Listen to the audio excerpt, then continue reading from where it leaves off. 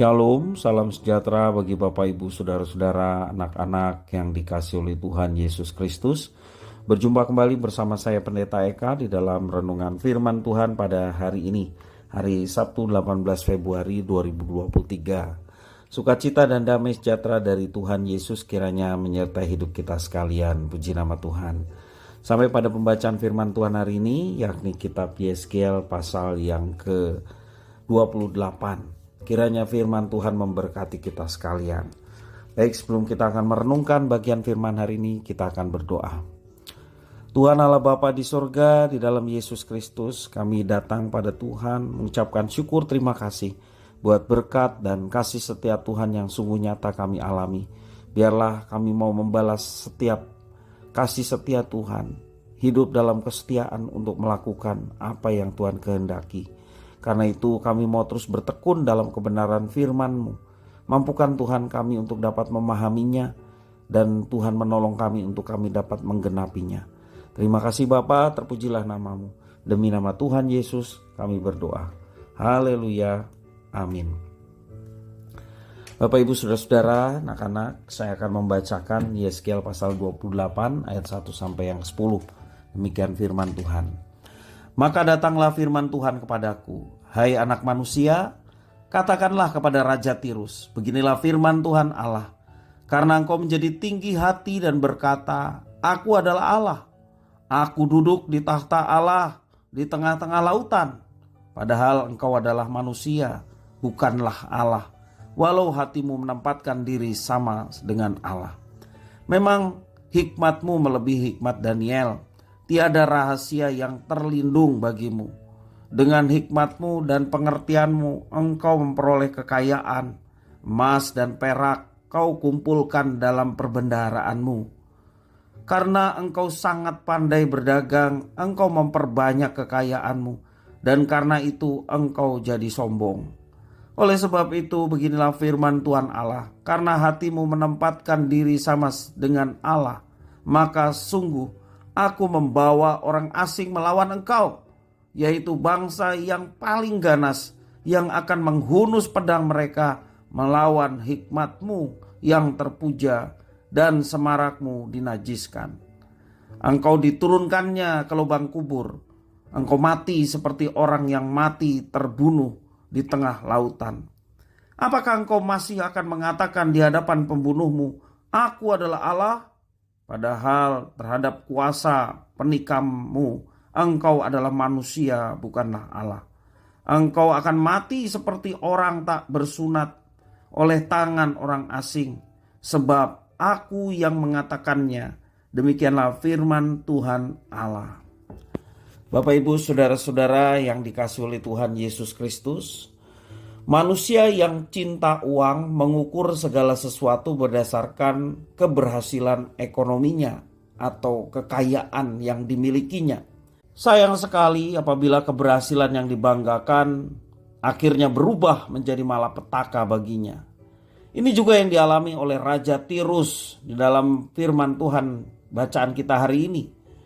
Tuhan Allah menuduh Raja Tirus karena ia menjadi tinggi hati.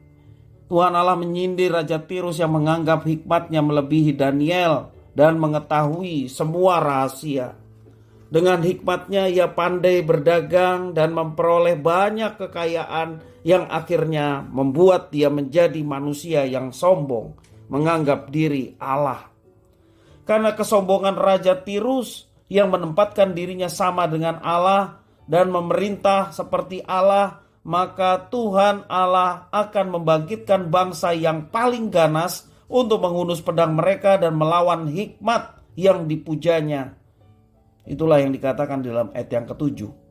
Raja Tirus yang mengatakan bahwa ia bertahta di tengah-tengah lautan, akan mati di tengah lautan, sehingga ia tidak dapat lagi berkata, aku adalah Allah. Sama seperti Raja Tirus yang menyejajarkan diri dengan Allah dan membanggakan kerajaannya tidak terkalahkan, demikian pula di zaman sekarang. Banyak para pemimpin dan rakyat di negara-negara makmur sering menganggap mereka dapat menjadi seperti Allah dan boleh melakukan apa saja karena kehebatan perekonomian mereka. Melalui firman Tuhan hari ini, Tuhan memberi peringatan baik kepada kita secara pribadi maupun juga dalam skala nasional.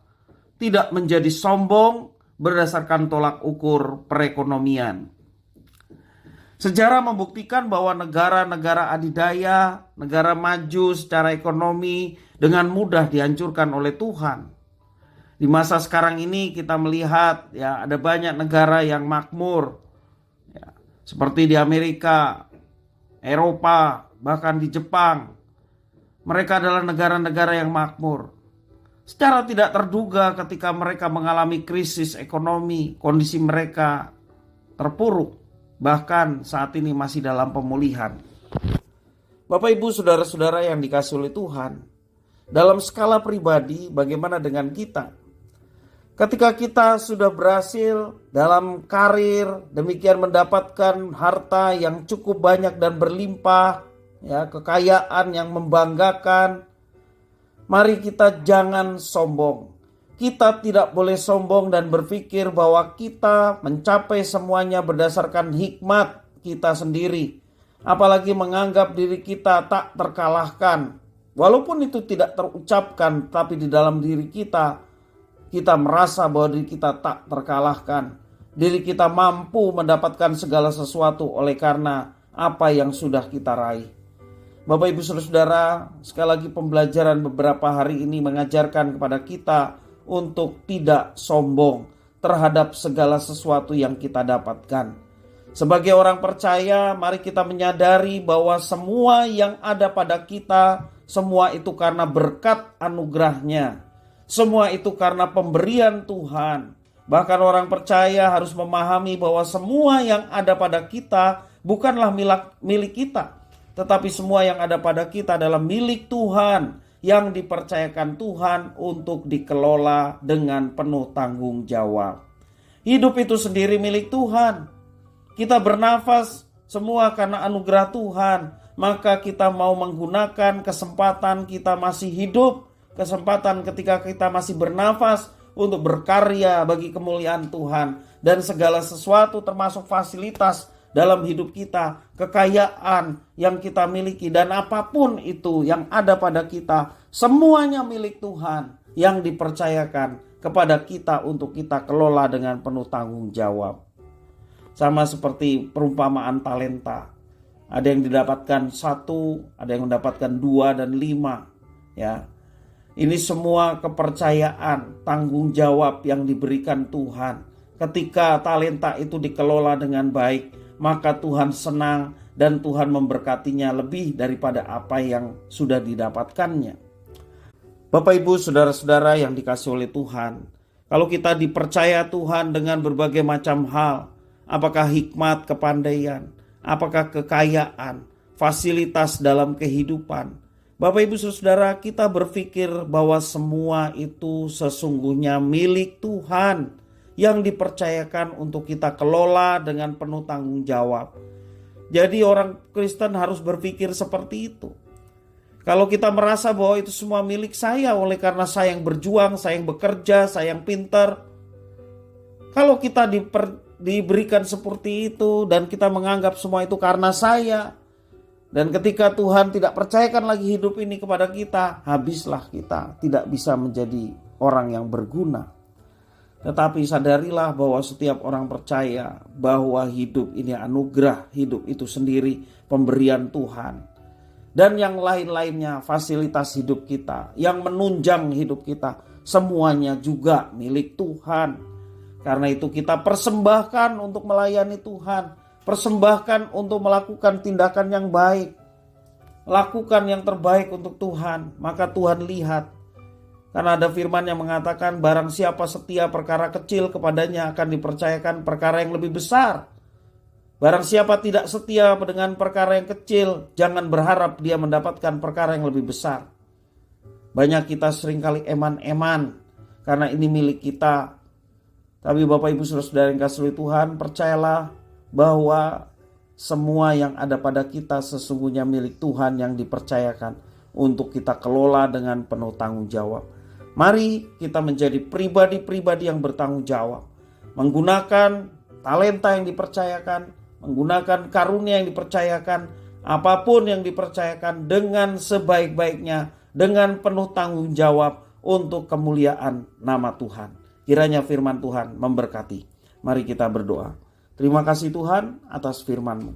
Mampukan kami untuk menjadi pribadi yang bertanggung jawab, bahwa segala sesuatu yang ada pada kami sesungguhnya milik Tuhan, yang Tuhan percayakan untuk kami kelola. Karena itu kami mau mengelolanya dengan penuh tanggung jawab untuk kemuliaan Tuhan. Kami mau giat melayani Tuhan. Kami mau rajin melakukan apa yang Tuhan percayakan. Walaupun seringkali ada pengorbanan yang harus dibayar. Tapi kami percaya semua itu bukanlah pengorbanan, tetapi bagian kami mengabdikan diri kepada Tuhan. Karena Engkau jauh lebih besar pengorbananmu pada kami semua. Dan kami mau mengikuti teladan Tuhan. Terima kasih. Inilah doa ucapan syukur kami. Demi nama Tuhan Yesus kami berdoa. Haleluya. Amin.